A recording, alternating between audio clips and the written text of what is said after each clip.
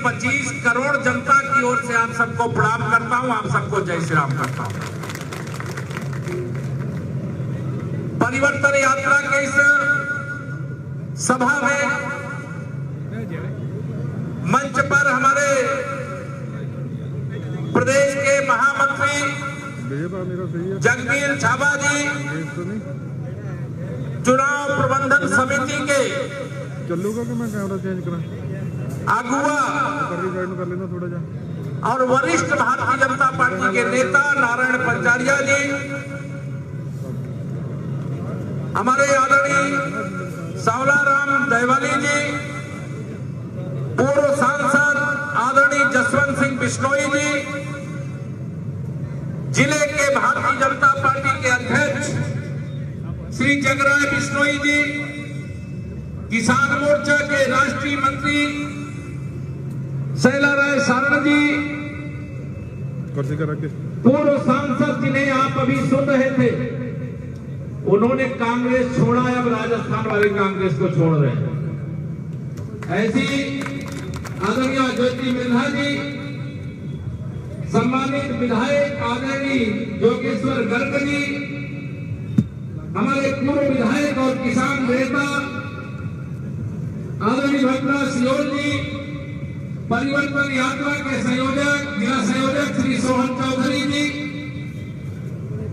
पूर्व राज्यसभा के पूर्व सांसद आदरणीय रामनारायण डोडी जी, हमारे पूर्व विधायक मदन लाल जी राठौर और रामनारायण बेड़ा जी, और मंच में बहुत सारे वरिष्ठ लोग बैठे हैं। सामने भी मैं देख रहा हूँ बहुत सारे वरिष्ठ लोग भी बैठे हैं, नौजवान भी बैठे हैं, मातृशक्ति भी बैठी है। मैं सबको प्रणाम करता हूँ, सबका अभिवादन करता हूँ, सबका हृदय से सम्मान करता हूँ। जो नाम मैं नहीं जानता, नहीं ले पाया, उसका भी हृदय से सम्मान करता हूँ। आज आप सबके सामने मैं अभी पूछ रहा था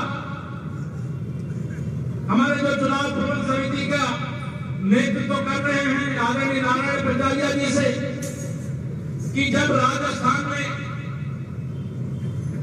आदरणीय वसुंधरा राजे सिंधिया जी की अगुवाई में एक यात्रा चल रही थी, तो राजस्थान वालों ने 163 सीटों पे भारतीय जनता पार्टी को जिताया। और आज तो 4 यात्राएं चल रही। कितनी चल रही है? 4 यात्राएं चल रही है। तो जिस प्रकार से आप लोकसभा में कांग्रेस का सुप्रसाद किए थे, उसी प्रकार से विधानसभा में भी कांग्रेस को उखाड़ फेंकिए, ये मैं आप सब लोगों से कहना चाहता हूं। तैयार हो इसके लिए? दोनों हाथ आगे पीछे उठाकर तैयार हो? मुझे भरोसा भी है, विश्वास भी है, क्योंकि मैं कल से राजस्थान आया हूं। जब मैं उत्तर प्रदेश भारतीय जनता पार्टी का अध्यक्ष था, 403 में से हमारे केवल 40 विधायक थे। हमने परिवर्तन यात्रा वहां 6 निकाली थी, और 40 विधायक से हम 325 विधायकों वाली पार्टी बने, और उत्तर प्रदेश में कमल का फूल खिला। आज यूपी भी कमल के फूल की तरह खिल रहा। आप सबने 2014 में इस मामले में मैं राजस्थान को मानता हूं कि यूपी से आगे निकल गया।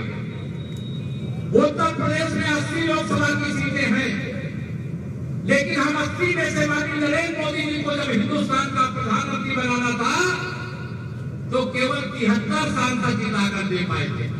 लेकिन राजस्थान वालों को प्रणाम करता हूं कि हम 25 सांसद जिताने का आपके पास मौका था, और सभी 25 सांसद जिता करके देश की बागडोर माननीय नरेंद्र मोदी जी के हाथों में सौंपने का काम। मैं इसके लिए आपका अभिनंदन करता हूं, वंदन करता हूं।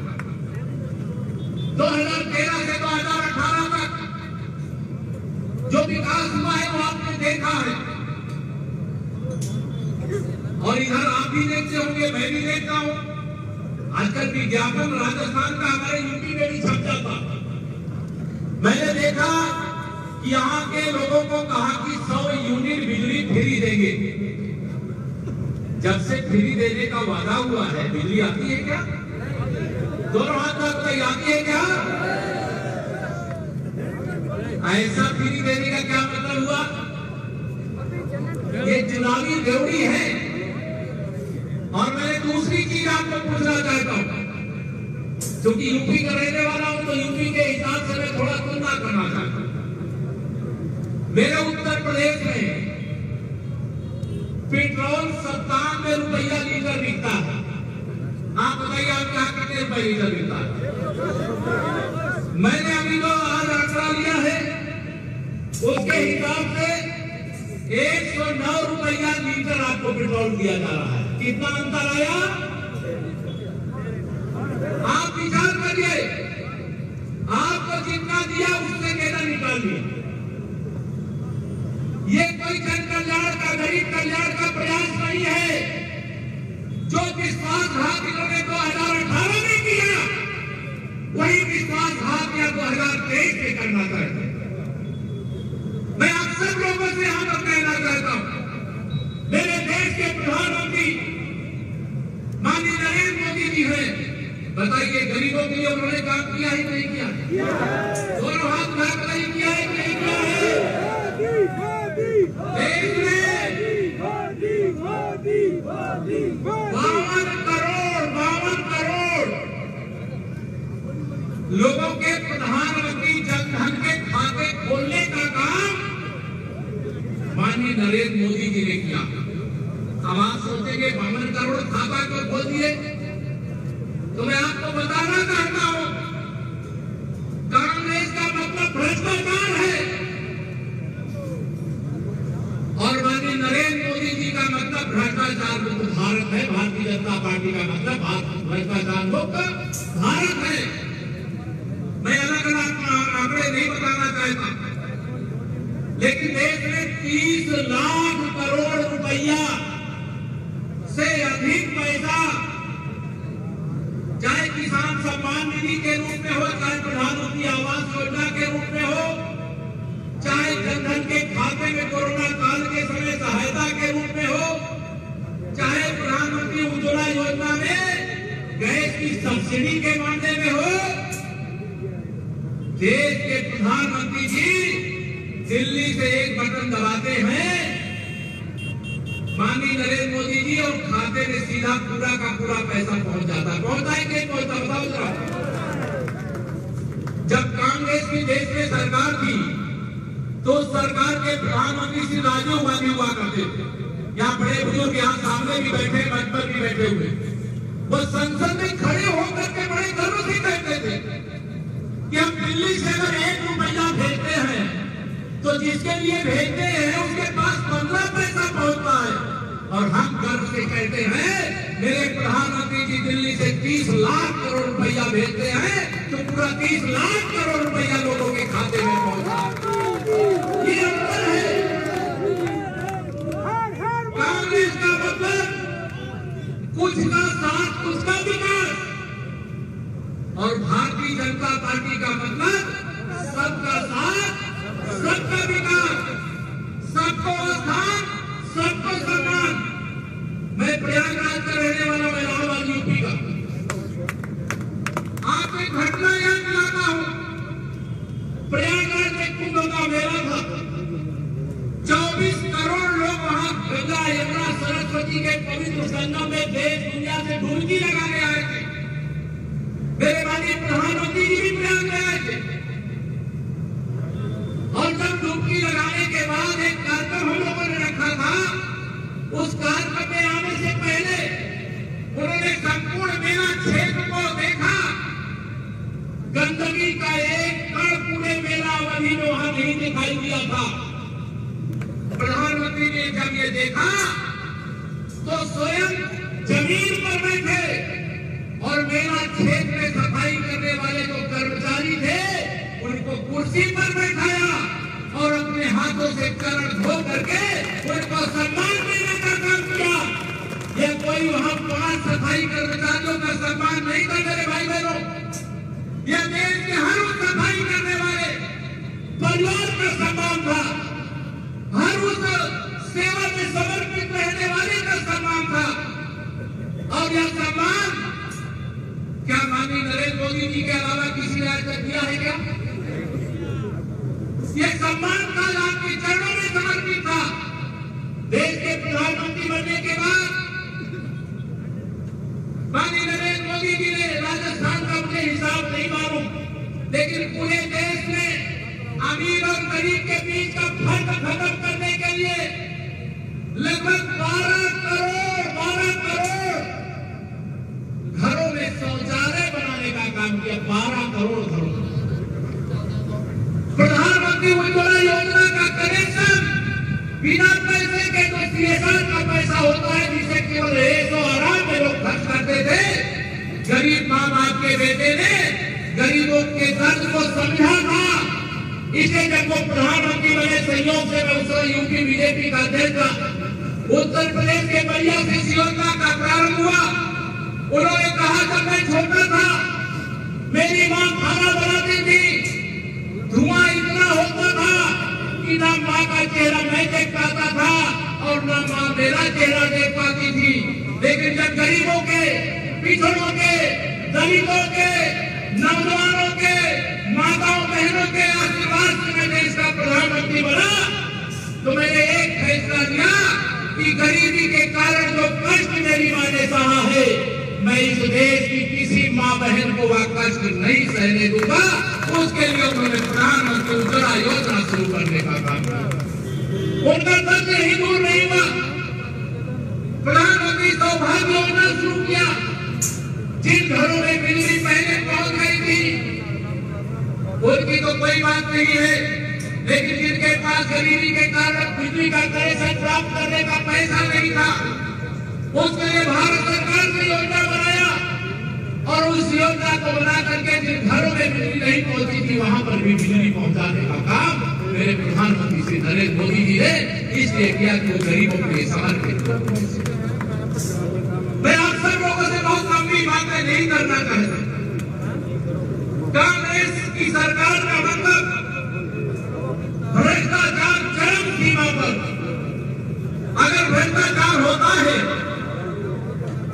और उसकी जांच होती है, मैंने तो सुना है राजस्थान में कुछ बरामद भी हो गया और सबने कहा हमारा पैसा नहीं, हमारा पैसा नहीं। और नरेंद्र मोदी जी जो है सीबीआई भेज देते, ईडी भेज देते, इनकम टैक्स वालों को भेज देते। अगर भ्रष्टाचार कोई करे तो बताइए जांच होनी चाहिए कि नहीं होनी चाहिए? दोनों हाथ मिला कर जांच होनी चाहिए नहीं होनी चाहिए? और मेरे प्रधानमंत्री जी जब जांच करने की एजेंसी कोई जाती है, उसका अधिकारी वो कहते नहीं कि इसके यहाँ जांच करो, लेकिन ये जांच जरूर करो कि किसने गरीबों को लूटा है, किसने किसानों को लूटा है, किसने नौजवानों के भविष्य को लूटा है, किसने महिलाओं के सम्मान को सुरक्षित रखने का काम नहीं किया है। यह सब जब जांच करवाते तो उसमें कौन पकड़ा जाता है आपको बताने की आवश्यकता नहीं, आप सब सही प्रकार से जानते हैं। मैं उत्तर प्रदेश से आया हूं, एक निमंत्रण भी देना चाहता हूं। अयोध्या में भगवान श्री राम का भव्य मंदिर बन रहा है। 500 साल की लड़ाई के बाद, कितना 5 शताब्दी, देखिए मैं कैमरा चेंज करने लगा। मेरा 77 से अधिक संघर्ष, 3.5 लाख से अधिक राम भक्तों का बलिदान। और यह कांग्रेस पार्टी कहती थी कि भगवान श्री राम काल्पनिक है, वो तो हुए ही नहीं। तो भगवान वाल्मीकि जी ने जो रामायण लिखी थी, कांग्रेस जो, मैं तुमसे पूछता हूं क्या कोई झूठी रामायण थी? इसका जवाब देना पड़ेगा। आज रामलला का भव्य मंदिर 500 साल के बाद अगर बन रहा है तो उसमें आपके आशीर्वाद की भी ताकत है। अगर आप अपने घर से निकल करके अपने मकान के तक नहीं जाते, कमर का बटन दबा करके माननीय मोदी जी को प्रधानमंत्री नहीं बनाते, तो अभी और 500 साल राम भक्तों को प्रतीक्षा करनी पड़ती, तब रामलला का भव्य मंदिर बन पाता। लेकिन आप सबके समर्थन और आशीर्वाद से रामलला का भव्य मंदिर बन करके तैयार है। जनवरी में भगवान रामलला 500 साल बाद उस स्थान पर विराजेंगे जो उनका स्थान था। और मैं आप सबको, चूंकि आपके यहाँ चुनाव तो मुझे लग रहा है नवंबर में हो जाएगा, राजस्थान की सरकार बना करके आप सब आइए अयोध्या में। आप सबको निमंत्रण देता हूँ, आप सबको आमंत्रण देता हूँ। आप आइए, आप सबको वहां पर दर्शन करने का अवसर भी मिलेगा और 500 साल जो हमारे पूर्वजों ने लड़ाई लड़ी है उसका दृश्य भी आप देखने का अवसर प्राप्त करेंगे। और मैं जानता हूं वह राम जी का मंदिर नहीं, वह पूरे राष्ट्र का मंदिर है, क्योंकि राम मंदिर में देश के हर राज्य के हर राम भक्त का चाहे ₹1.25 ही हो, उस मंदिर के बनाने में उनका योगदान है। इसे हम भी जानते हैं कि हमारा है, हमारी आने वाली पीढ़ियां भी ये जानेंगी कि ये मंदिर हमारे पूर्वजों ने, हमारे परिवार के लोगों ने सहयोग देकर के बनाया। तो मैं आपको आमंत्रित करता हूं। दूसरा, मेरा आप सब लोगों से एक और आह्वान है।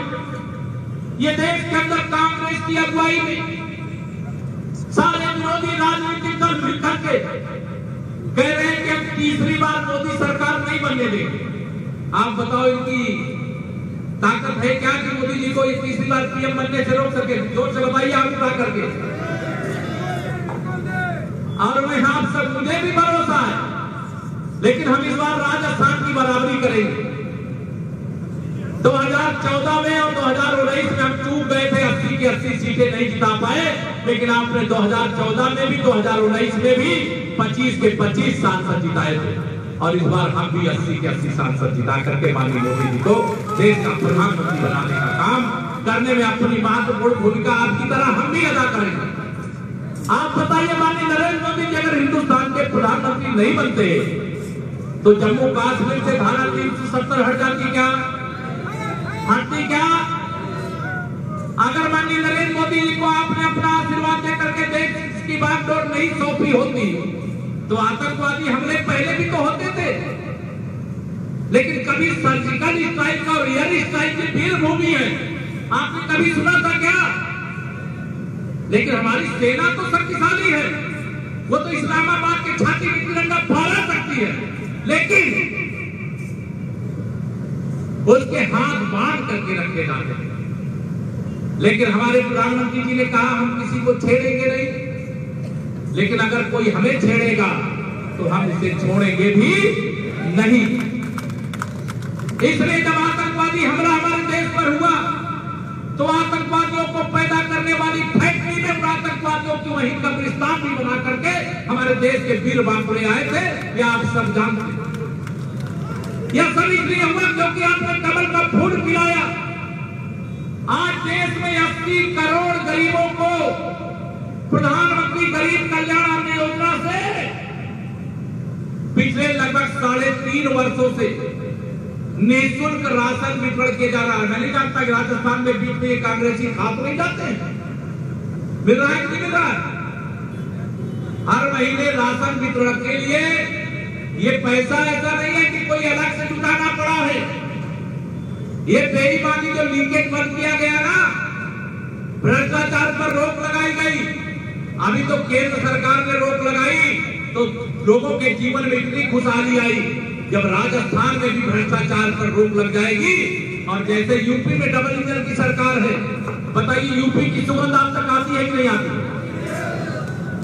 लेकिन मैं आपको कहना चाहता हूं, अभी मुझे राजस्थान की अच्छी खबर यूपी तक सुनाई नहीं देती। और उसका कारण कौन है, आपको बताने की आवश्यकता नहीं, आप सब जानते हैं।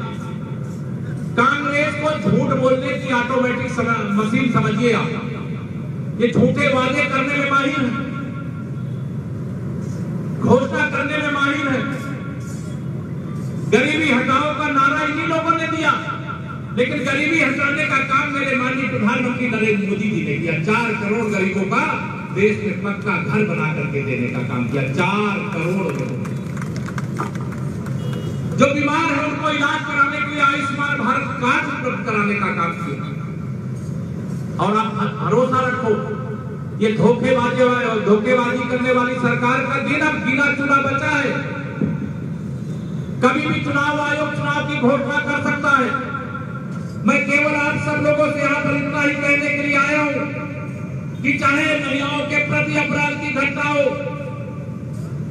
चाहे गरीबों के अधिकारों का हनन करने का मामला हो, चाहे नौजवानों के उज्जवल भविष्य से खिलवाड़ करने अथवा 1919 भर्तियां यहाँ पर हुई हैं और उन भर्तियों के पेपर लीक हुए और वह पेपर लीक के कारण मेरे नौजवानों के भविष्य के साथ खिलवाड़ हुआ है कि नहीं हुआ? बताओ, ये क्यों हुआ है?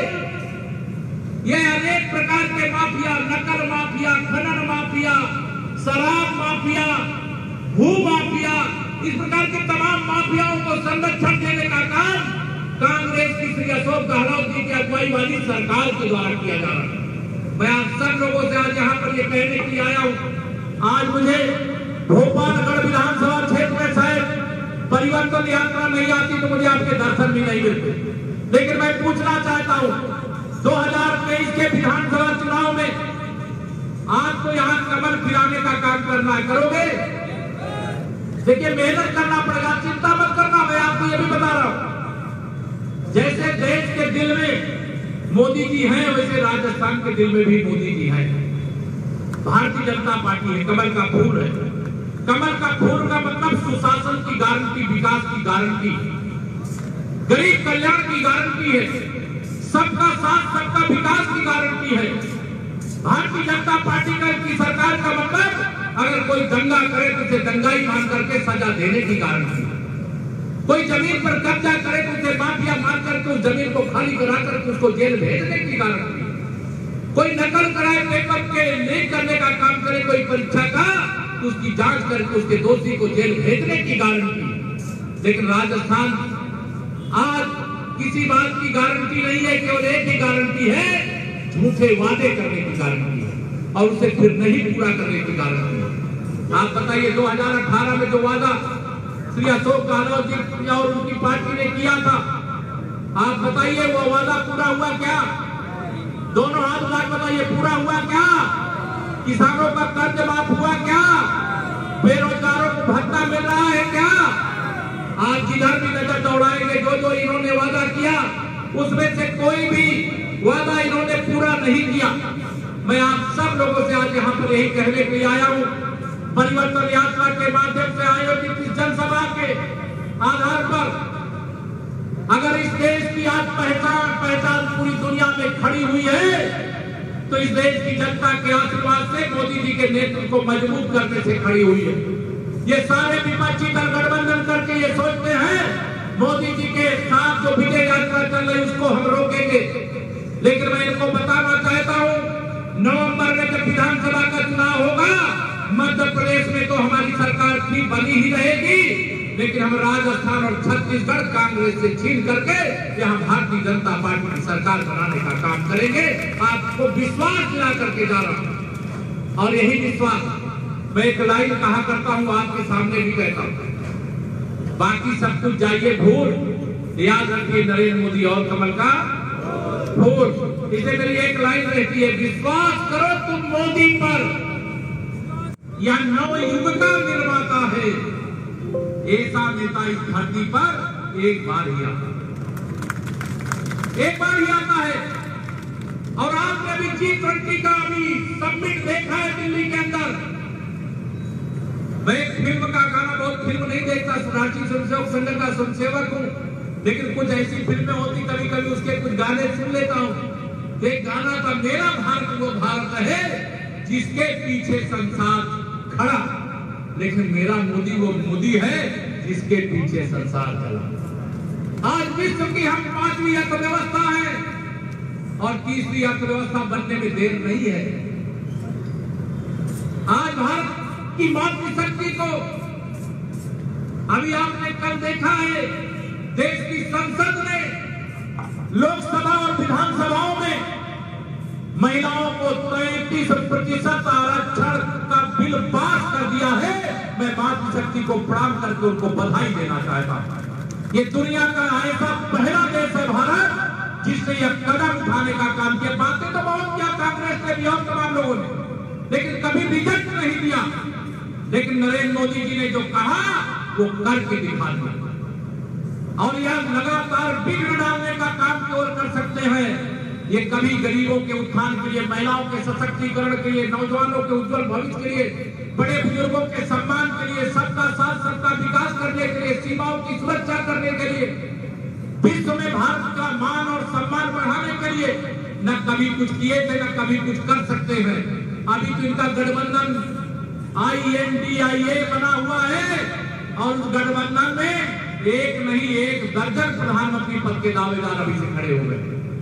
लेकिन मैं आप सबके हाथ में अवसर है, मैं आपसे यही कहना चाहता हूं, ये विरोधी दलों को राजस्थान की अपील धरा से संदेश दे दीजिए कि जैसे 2014 में आप मोदी जी के साथ थे, 2018 चूक हुई कोई बात नहीं, फिर 2019 में आपने उस भूल को सुधार करके माननीय नरेंद्र मोदी जी को फिर से देश का प्रधानमंत्री बनाया। अब ये 5 साल की पीड़ा को दूर करने के लिए शायद मुझे लगता है कि साल भर भी नहीं लगेंगे। 2023 में कमल के फूल की सरकार राजस्थान में फिर से बना दीजिए और विश्वास रखिएगा, आज जैसे यूपी की सुगंध राजस्थान में आ रही है, वैसे ही राजस्थान की सुगंध पूरे हिंदुस्तान को प्राप्त होगी। ये विश्वास रखिएगा। यही निवेदन करते हुए, यही प्रार्थना करते हुए आप सबको उत्तर प्रदेश में भगवान श्री राम लला का दर्शन करने का निमंत्रण, आमंत्रण एक बार फिर से देते हुए, क्योंकि आप सबको लोकसभा चुनाव से पहले दर्शन का मौका मिल जाएगा, विधानसभा चुनाव के बाद लोकसभा चुनाव से पहले, तो आप सब में से तमाम लोगों ने कारसेवक के रूप में भी अयोध्या आने का काम किया होगा। आप नहीं आए होंगे तो आपका कोई मित्र, कोई साथी वहां पर गया होगा। लेकिन आज 500 साल की पीड़ा जो देश और दुनिया के राम भक्तों की थी, वह दूर हो गई है। आइए हम सब मिलकर के विश्व में भारत को नंबर 1 बनाने के लिए राजस्थान में भारी मतों से, अगर आप 25 जीत सकते हो लोकसभा की 25 में से, तो 200 में से 200 भी जीत सकते हो। आप हनुमान जी की तरह शक्तिशाली हैं। हनुमान जी की शक्ति कई बार वो भूल जाते हैं कि हम समुद्र कैसे पार करेंगे। मैं तो आपकी ताकत आपको याद दिलाने आया हूं, या कोई ऐसी बात नहीं जो आप नहीं कर सके। आप 25 की 25 लोकसभा एक नहीं 2 बार जीता करके माननीय नरेंद्र मोदी जी को प्रधानमंत्री बना चुके हैं। वैसे कांग्रेस को ऐसे ही 2023 में स्वच्छ राजस्थान बनाने के लिए इनका सुपड़ा हर विधानसभा में, हर बूथ में साफ करने का संकल्प लेकर के जाइए। और ये आपकी जो भोपालगढ़ विधानसभा है, इसमें भारी अंतर से कमल खिलाइए। यही सब निवेदन करके देता हूं अपनी वाणी को विराम। जरा एक बार दोनों हाथ उठा करके फिर से बोल दीजिए, जय श्री राम, जय श्री राम। बहुत बहुत धन्यवाद, बहुत बहुत धन्यवाद आदरणीय केशव प्रसाद जी मौर्य। और मैं भोपालगढ़ की जनता से विश्वास दिलाता हूँ कि जब भव्य रामलला का मंदिर बनेगा तो भोपालगढ़ के सभी लोग यहाँ से भाजपा का उम्मीदवार जिताएंगे और उनके साथ में भव्य रामलला का दर्शन करने आएंगे। मैं निवेदन करूंगा उनकी चोटिया से।